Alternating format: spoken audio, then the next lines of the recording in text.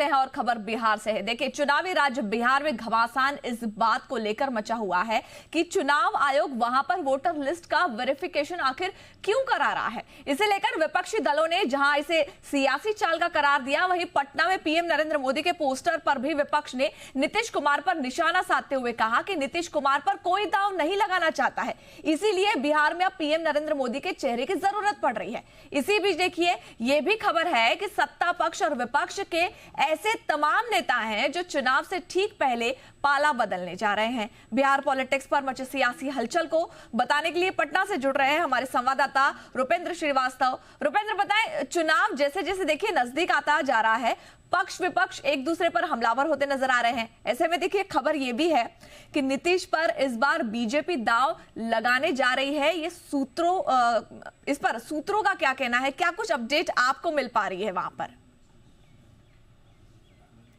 देखिए, बिहार के मुख्यमंत्री नीतीश कुमार हैं और 2005 में वो मुख्यमंत्री बने थे और 2005 से 2025 ये चल रहा है, 2025 तक वो मुख्यमंत्री हैं। भले ही बीच में देखा जाए तो बीजेपी से उनके अनबन हुए और वो महागठबंधन के साथ गए, लेकिन सीएम नीतीश कुमार रहे।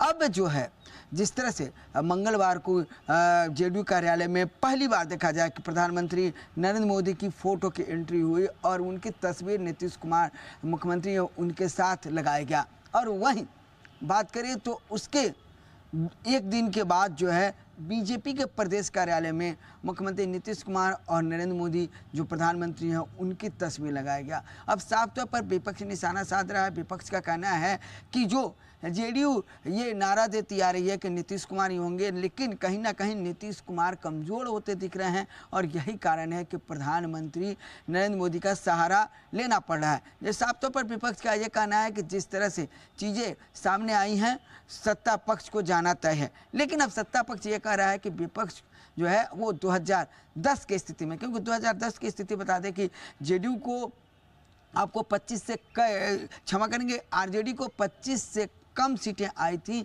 और उस समय एनडीए को काफ़ी बहुमत आई थी और यही कारण है कि एनडीए की सरकार जो है वो बनी थी। तो साफ तौर पर देखा जा सकता है कि राजनीति अभी काफ़ी तेज़ हो रही है। इसी में अब अरविंद केजरीवाल की एंट्री हो गई है। अरविंद केजरीवाल ने साफ तौर पर आज कहा है कि वो बिहार में 243 सीटों पर चुनाव लड़ेंगे।